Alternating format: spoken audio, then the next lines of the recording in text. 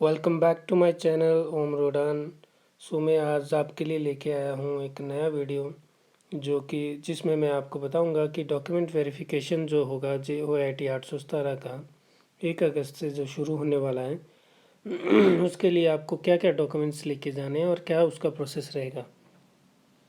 तो ज़्यादा टाइम न लगाते हुए सबसे पहले आपको बताता हूँ कि एक ऐसा आपको एडमिट कार्ड आएगा बाय पोस्ट, और फिर उसमें आपको पूरा प्रोसेस बताया जाएगा कि आपको साथ में क्या लेके आना है। जैसे कि यहाँ नंबर 1 पे आप देख सकते हैं, ऑनलाइन रिक्रूटमेंट एप्लीकेशन फॉर्म लेके आना है आपको। नंबर 2 पे सर्टिफिकेट्स लेके आने हैं मैट्रिक के, और 2 कॉपीज़ लेके आनी है उसके साथ। हर डॉक्यूमेंट्स के आपको 2 कॉपीज़ लेके आनी है सेल्फ अटेस्टेड। तीसरे नंबर पे आपको जो भी जॉब से रिलेटेड कोई सर्टिफिकेट हैं वो लेके आना है। जैसे कि आपके पास अगर कोई 6 महीने का कोई या साल का कोई कंप्यूटर से रिलेटेड कोर्स का कोई सर्टिफिकेट है तो वो भी ला सकते हैं आप। फिर आपको लेके आना है बोनाफाइड हिमाचली सर्टिफिकेट। 5वें नंबर पे आपको चाहिए SC या ST, अगर आप उससे बिलोंग करते हैं तो वो वाला सर्टिफिकेट।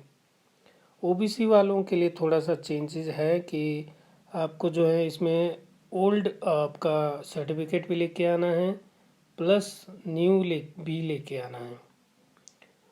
उसमें इनको 6 महीने से ज़्यादा पुराना नहीं होना चाहिए, क्योंकि OBC सर्टिफिकेट्स जो होते हैं 1 ईयर के लिए होते हैं। तो आपको ये नया और पुराना दोनों लेके आना है। ऐसे ही EWS के लिए भी ये लागू होता है, उनको नया भी और पुराना भी लेके जाना पड़ेगा। फिर अगली बात है कि NOC चाहिए। अगर आप किसी गवर्नमेंट या सेमी गवर्नमेंट जॉब में काम कर रहे हैं तो वहाँ से इनको एक NOC चाहिए। Sorry, ward of freedom fighter के लिए भी आपको कुछ डॉक्यूमेंट्स लेके जाने हैं अपडेटेड। BPLs वालों को भी 6 मंथ से पुराना कोई डॉक्यूमेंट ना हो।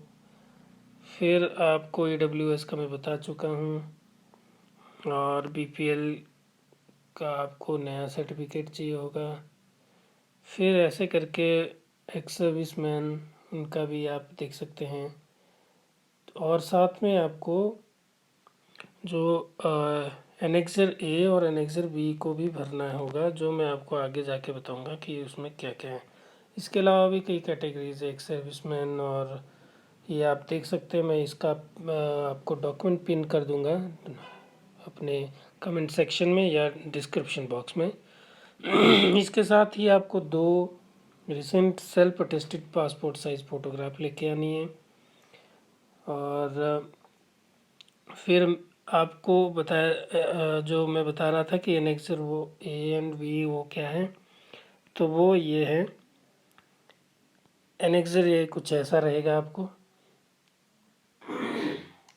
उसको भरना होगा। उसमें आपका एप्लीकेशन नंबर होगा, मेंशन रोल नंबर होगा, date of uploading documents, name of post, और इस हिसाब से ये भरना पड़ेगा आपको। और रिसेंट पासपोर्ट साइज़ फ़ोटो लगानी होगी, डेट ऑफ बर्थ वगैरह सारी ये सब डिटेल आपको फिलअप करनी है उसमें, जो जो भी आपको एप्लीकेबल है। तो ये एनेक्सर A था, और एक एनेक्सर B है। एनेक्सर B, इसमें भी आपको कुछ डिटेल्स भरनी है। जैसे कि आपको पता होगा कि डॉक्यूमेंट वेरिफिकेशन और वैल्यूएशन जो है आपके डिपेंड करता है मार्क्स, कैटेगरी एंड एट्सेट्रा इन पे।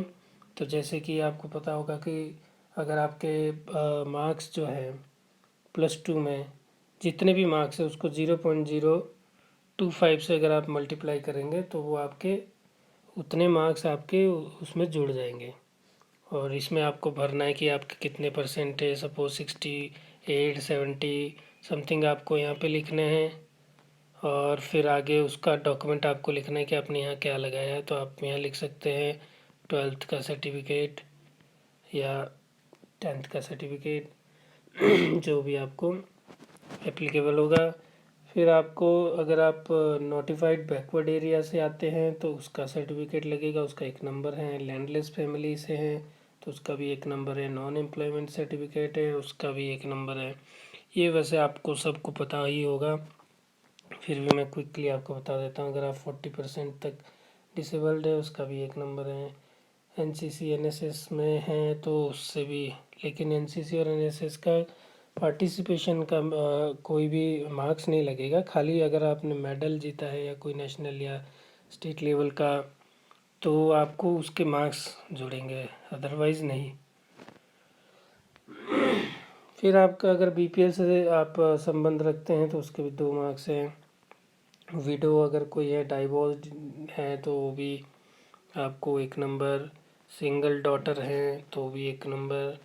ये सारे डॉक्यूमेंट्स आपको पहले ही बना लेने होंगे। अगर आपने नहीं भी बनाए तो इसकी एक e-district.hp government.in करके एक साइट होती है, उससे भी आप अपने कोई भी सर्टिफिकेट ऑनलाइन बनवा सकते हैं।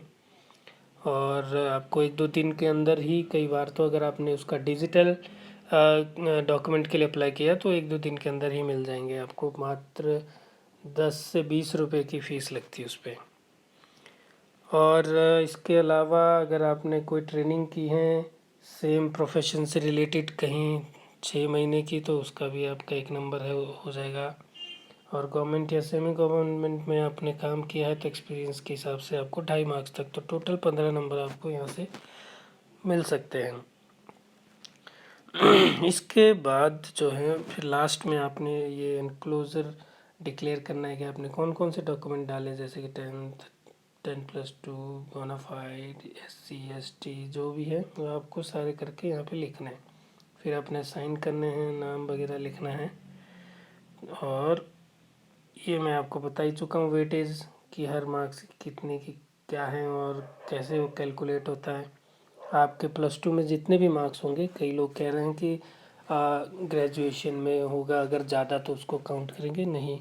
जो इसका मिनिमम जो क्वालिफ़िकेशन जो RNP रूल में मेंशन्ड है, उसके हिसाब से अगर आपके +2 में जितने भी मार्क्स बन रहे हैं वो, उसको आपको 0.025 से मल्टीप्लाई करना है और वो आपके मार्क्स हो जाएंगे।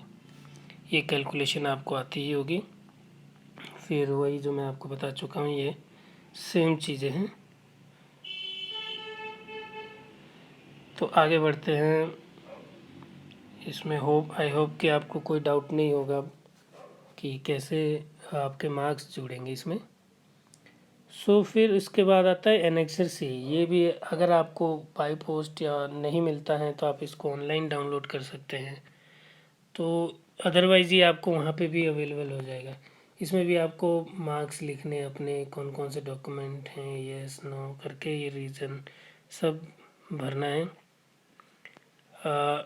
एक्चुअली ये आपने नहीं भरना है, सॉरी, आपने सिर्फ इसमें रोल नंबर और डेट ऑफ इवैल्यूएशन भरनी है, अपना नाम भरना है। बाकी ये ऑफिस वाले ही इसको भरेंगे, राइट। तो आगे बढ़ते हैं। लास्ट में एक ये बहुत ही इम्पोर्टेंट चीज़ है। इसमें आपको जितने भी डिपार्टमेंट हैं उनमें जितनी भी पोस्ट होगी, हालांकि अभी कुछ कम हुई हैं, तो उसमें आपको प्रेफरेंस देनी पड़ेगी। जैसे कि नंबर 1 पे आप कौन सी पोस्ट को रखते हैं, मान लो इलेक्ट्रिसिटी है, तो उसको आप कौन सी प्रेफरेंस देते हैं। ऐसे करके जितने भी हैं, आई थिंक 60 के अराउंड ये डिपार्टमेंट है, तो आपको सब की प्रेफरेंस नंबर 1 नंबर 2 करके डालनी होगी, ताकि वो आपको उस हिसाब से, मार्क्स के हिसाब से, मेरिट के हिसाब से आपको उस डिपार्टमेंट में एडजस्ट करें। तो ये भी एक बार आप देख लीजिएगा कि आपको कौन से फील्ड में या कौन से डिपार्टमेंट में काम करना अच्छा रहेगा, क्योंकि उसमें भी अलग अलग होता है कि जो जिसमें बर्डन ज़्यादा होता है उसमें प्रमोशन के चांसेस ज़्यादा होते हैं, सैलरी भी ज़्यादा होती है। और कुछ होते हैं जिसमें काम बहुत कम होता है। वो एक सेपरेट वीडियो मैं बना सकता हूँ अगर आप बोलेंगे, तो वो डिपार्टमेंट वाइज आपको इसमें सबका प्रेफरेंस देनी पड़ेगी। तो इस लास्ट में आपको इसमें अपना साइन वगैरह करना है, नाम वगैरह लिख के। तो इस तरह से आपकी डॉक्यूमेंट जो वैल्यूएशन होगी, प्रोसेस जो होने वाली है 1 अगस्त से हमीरपुर में, तो वो प्रोसेस कंप्लीट होगी। उसके बाद वो फाइनली आपको जितने भी बच्चे थे 1300 आई थिंक 88 पोस्ट वाले पे उनको पोस्टिंग मिल जाएगी। तो ये था आज का वीडियो जो कि इस डॉक्यूमेंट वेरिफिकेशन प्रोसेस पे बेस्ड था। तो अगर आपको कोई डाउट हो तो आप कमेंट सेक्शन में लिख सकते हैं। मैं कोशिश करूँगा कि आपके उसका क्वेरी का आंसर दे दूँ आपको बहुत जल्दी। फिर अगर आपको इसमें कोई भी आपको लगता है कि कहीं कुछ गलत बताया गया है तो आप मुझे कमेंट सेक्शन में बता सकते हैं। हालांकि मैं अपनी ओर से पूरी कोशिश की है। एक बार मैं फिर से आपको दिखा देता हूँ। ये ऐसा आपका एडमिट कार्ड रहेगा। सो आज के लिए काफ़ी है इतना। So thanks for watching and have a nice day. Please do subscribe my channel. Thank you so much.